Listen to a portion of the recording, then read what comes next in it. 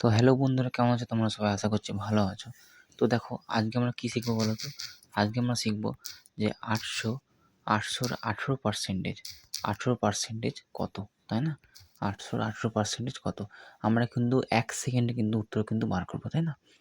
তো তোমাদেরকে বলে রাখি যে 18% মানে কি? ক্যালকুলেটরের সাহায্যে কিন্তু খুবই তাড়াতাড়ি বার করবো। 18% মানে হচ্ছে 18 ভাজিত 100। এটা কিন্তু তোমাদের মনে রাখতে হবে, ঠিক আছে? 18% মানে হচ্ছে 18 ভাজিত 100। যদি বলি 20% কি? 20 ভাজিত 100। যদি বলি যে 10% কি? 10 ভাজিত 100। যদি বলি যে 89% কি? 89 ভাজিত 100। বাস, এটা হচ্ছে পার্সেন্টেজ, ঠিক আছে?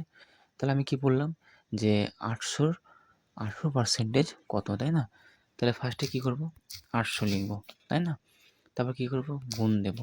18% বলেছি না, তাই 18 লিখব, ঠিক আছে? যেটা বেরোবে তার সঙ্গে কি ভাগ করব? 100 ভাগ করে দেবো, বাস।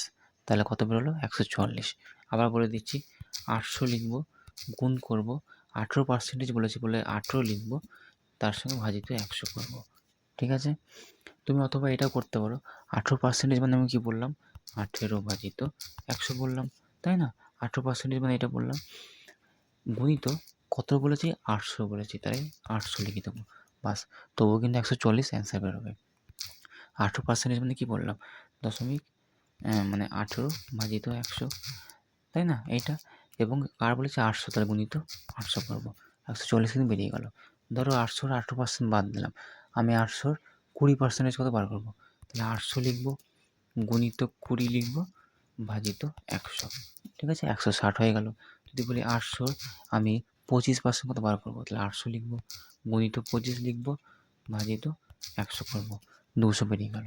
ধরো 800-র আমি হচ্ছে 50% বার করবো, তাহলে 800 লিখব ফার্স্টে, গুণিত 50 লিখব, ভাজিত 100 লিখব, ঠিক আছে?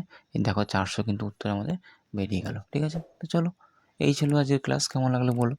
ভালো লাগলে কিন্তু অবশ্যই লাইক শেয়ার সাবস্ক্রাইব করে দেবে। তো চলো, থ্যাংক ইউ।